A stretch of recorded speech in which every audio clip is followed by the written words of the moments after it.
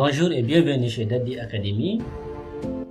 Nous allons continuer notre formation aujourd'hui sur l'installation d'une machine virtuelle dans Hyper-V. Vous vous rappelez que la semaine passée, on a installé le rôle Hyper-V, on a fait un peu de théorie. Donc, j'appelle encore pour ceux qui n'ont pas encore suivi la première partie, je vous demande juste d'aller d'abord suivre cette première partie qui est sur ma chaîne Daddy Academy. Ok?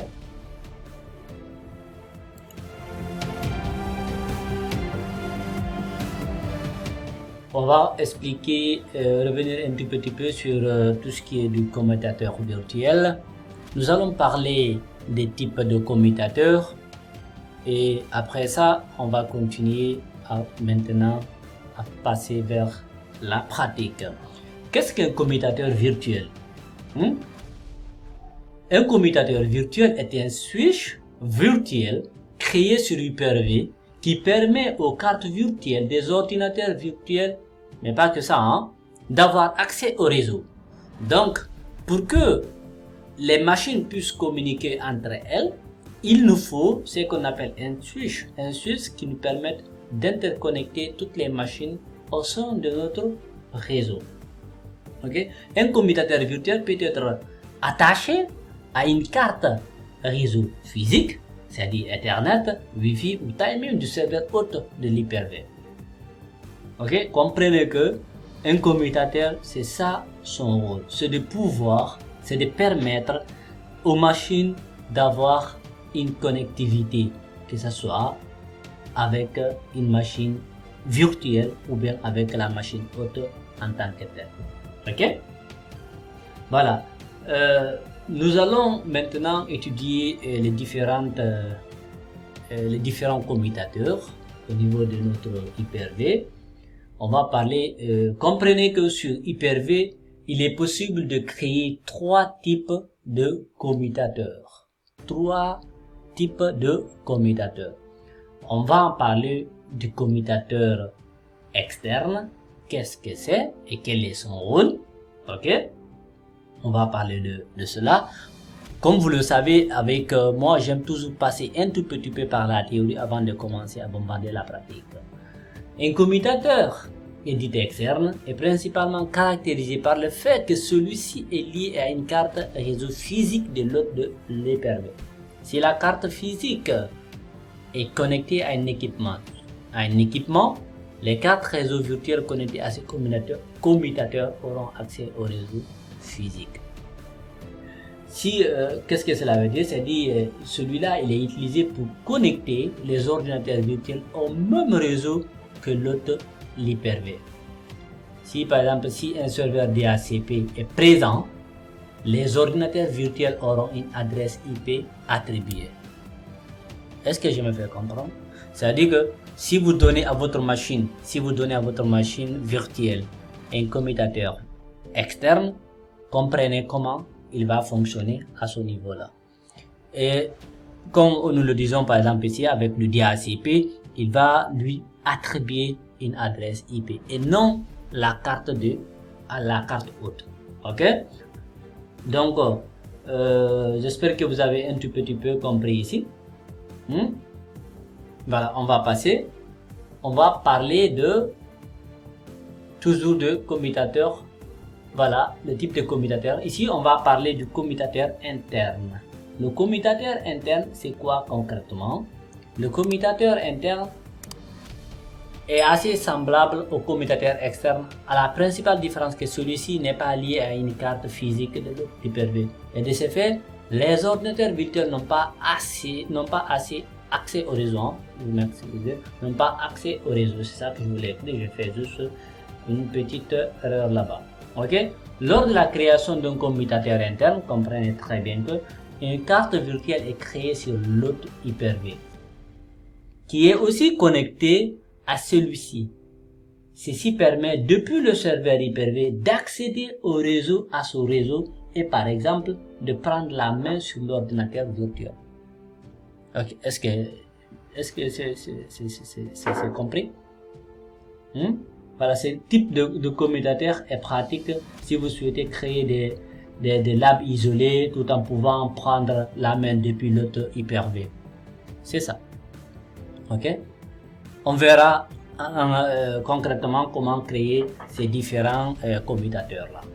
Ok? On va passer au niveau le dernier commutateur qui existe. Comme je vous ai parlé, il y a 3 types de commutateurs. Nous avons parlé déjà du commutateur externe, interne, et là on va parler du commutateur qu'on appelle ici privé, private.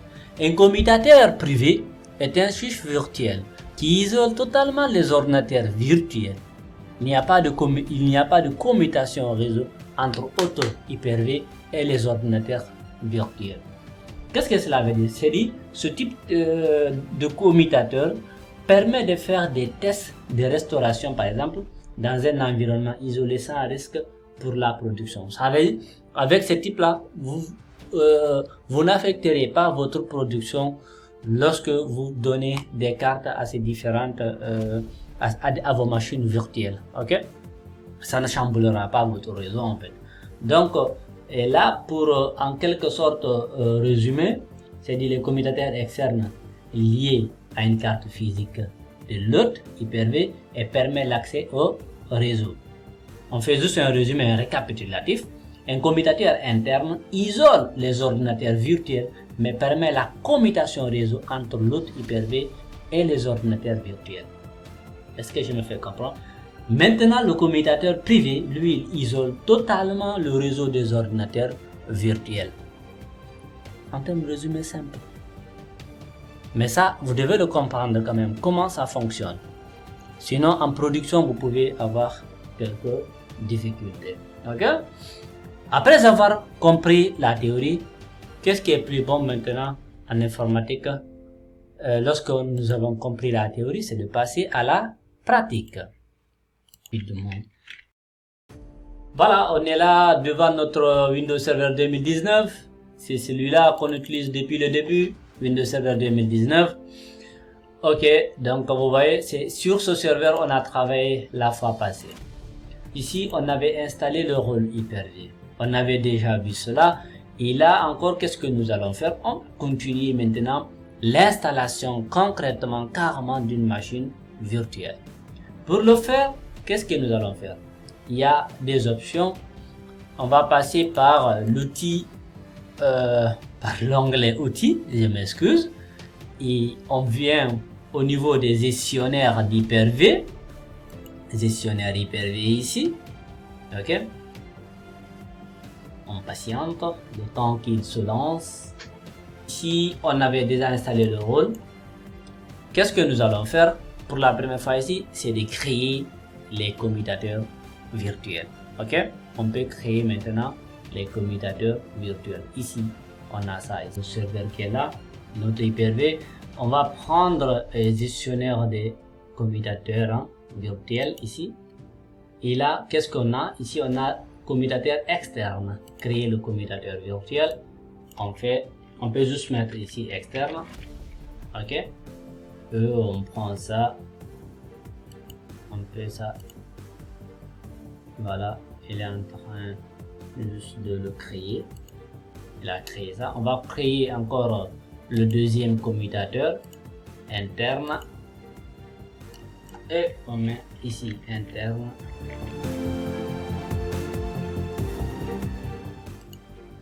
Ok. Interne. Et là, on prend le dernier qui est déjà privé. Private.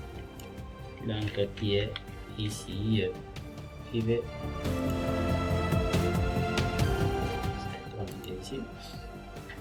Voilà, donc ici nous venons juste de créer les 3 commutateurs. On va vérifier est-ce que ces cartes là ont été déjà créées. On va faire du NCPA, NCPL. Ok, donc vous voyez concrètement ici on a les différentes cartes qui sont là, qui ont été déjà créées. Ok, voilà, externe et interne qui sont là. Ok, Ça, c'est notre gigabit. Vous voyez ici, Hyper-V et Hyper-V. Ok? Et là, qu'est-ce que nous allons faire? On va continuer. Maintenant, qu'est-ce que nous allons faire? On va concrètement maintenant commencer à installer une machine. Ok? On vient ici sur nouveau. On dit que on veut un ordinateur nouveau qui est là. On veut créer, on va donner une machine, hein, le nom d'une machine. On peut par exemple faire ok, qu'est-ce que nous allons, on va lui donner un nom. J'ai besoin d'une machine de serveur 2012 sur laquelle je dois faire des tests, donc SRV12. Ok, donc là il nous demande l'emplacement. Donc qu'est-ce que nous allons faire? Moi je vais toujours essayer de venir ici. J'ai deux partitions. Je vais venir ici, j'ai une partition ici. Je vais créer ici un dossier que je vais appeler VM. Je vais appeler ici VM. Et dans ça, je peux encore juste garder ça, c'est bon.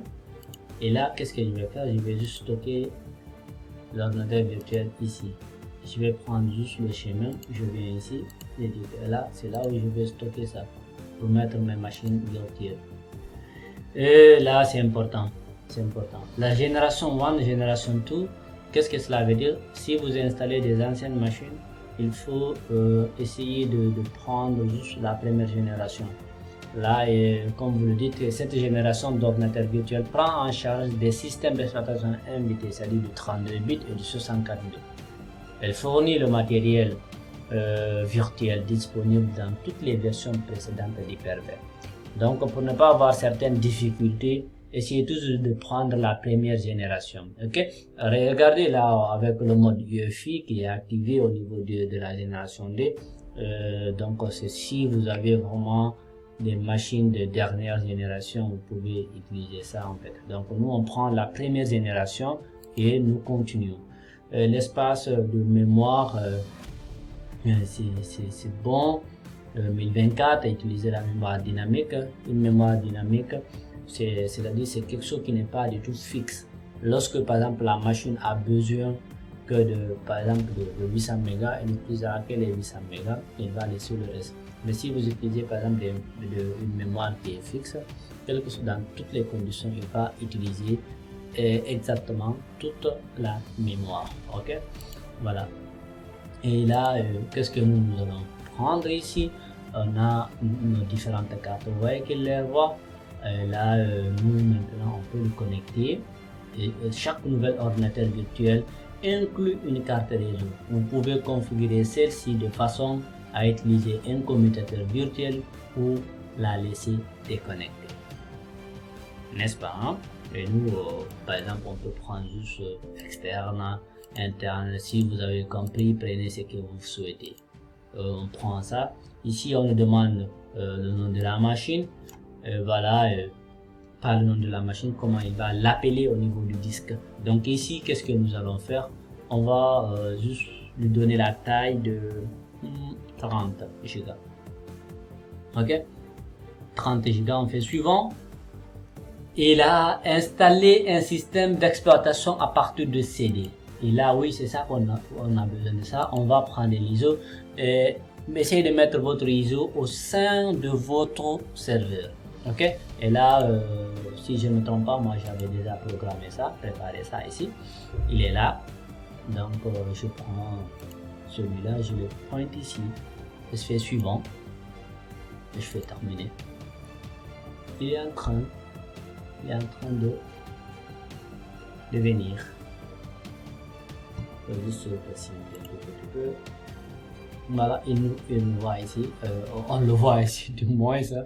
Vous m'excusez. Donc là, on a des différentes actions qui sont là disponibles.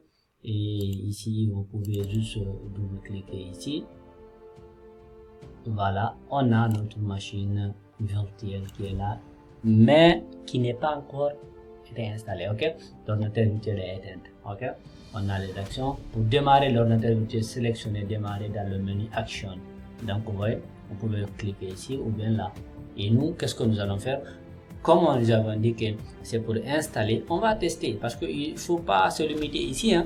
Faut pas se limiter ici. Il faut aller jusqu'au bout. Regardez la vidéo jusqu'à la fin. Ok? Voilà. Et là, on patiente. On patiente pour voir est-ce que ça marche. Ce que nous avons choisi. Connexion au serveur. Voilà. Patienter. Voilà. On a notre machine qui est là. Il est là. Finalement, notre machine est là. Patientez, hein. Rien ne sert de se précipiter. Et on voit notre Windows Server 2012 R2. Ok? Qu'est-ce que nous allons faire? Oh, si vous avez besoin de changer la langue, vous pouvez changer la langue. Sinon, vous pouvez laisser tout ça par défaut avec l'anglais. Hein. Ça dépend. Time Fluence. Donc, bon, nous on va prendre maintenant. Ici, il n'y a pas de français, French, c'est bon. Language of install, donc la langue d'installation. Et voilà, donc le setup démarre. Notre setup démarre. Patienter. Voilà, là, on a les différentes éditions de 2000, ça c'est le GUI.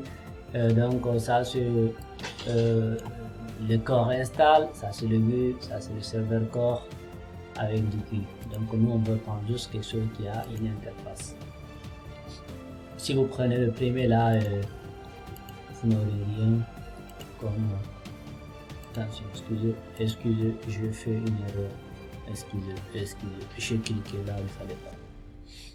Je fais du mise à jour, voilà. Excusez, voilà, et on continue ici, on prend, et on a notre disque de, on va allouer. Si vous avez besoin de formater, vous pouvez utiliser formater, mais nous, pour aller un peu plus vite, on peut juste cliquer sur Next et continuer notre installation. Donc vous voyez ici concrètement l'installation vient de démarrer. Donc il faut juste maintenant patienter et voir si on n'aura pas aussi des erreurs. Si on n'aura pas des erreurs. Et ici je vais maintenant essayer d'accélérer la vidéo pour que vous puissiez et quand même aller un peu plus vite quoi. Voilà, donc l'installation vient de s'achever avec succès. Tout ce qu'il nous reste maintenant, c'est de configurer notre mot de passe. Ok, on va configurer notre mot de passe. Voilà, essayez de ne pas. Si vous êtes en production, essayez toujours de mettre un mot de passe qui est vraiment costaud.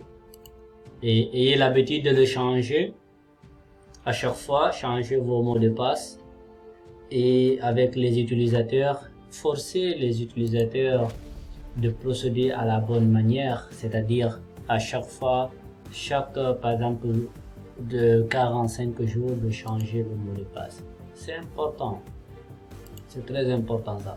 Là, il vous demande de faire un CTRL Alt supprime. Donc là, vous pouvez juste venir dans Action et cliquer dans CTRL Alt supprime.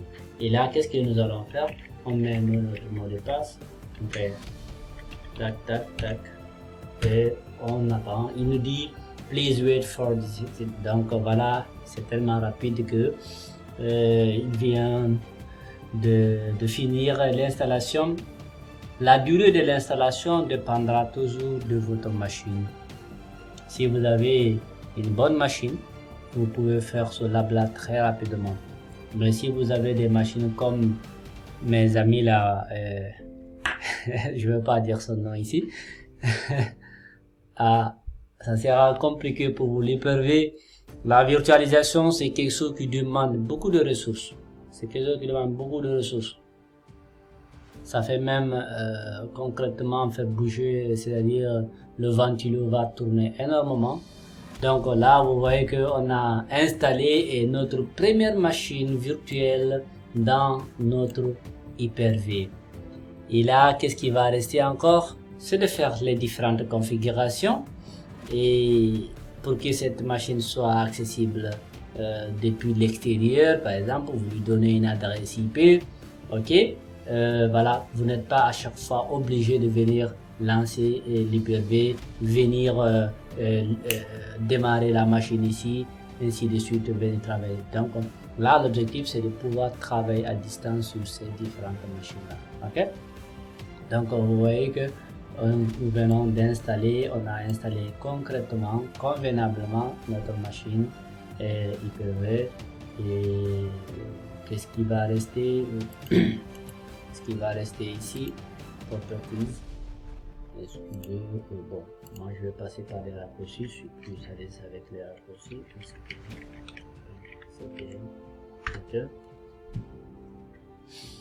Voilà. Donc vous voyez ça, c'est notre machine qui est là. Elle n'a pas de réseau actuellement avec l'Hyper-V. Elle n'a pas de réseau, donc ça fera l'objet de notre cours. Qu'est-ce que nous allons encore faire sur tout ce qui est lié à la virtualisation. Et si vous avez d'autres choses concernant la virtualisation sur Hyper-V, vous pouvez m'écrire ça dans les commentaires. Et si vous avez vraiment encore aimé le cours, n'hésitez vraiment pas de liker, partager cette vidéo pour que tout le monde puisse bénéficier de cette formation. Et n'oubliez pas que c'est vraiment gratuit. Merci et je vous remercie. On se retrouve à la semaine prochaine. Merci. Et je compte sur vous pour élargir notre chaîne YouTube Daddy Academy. Merci.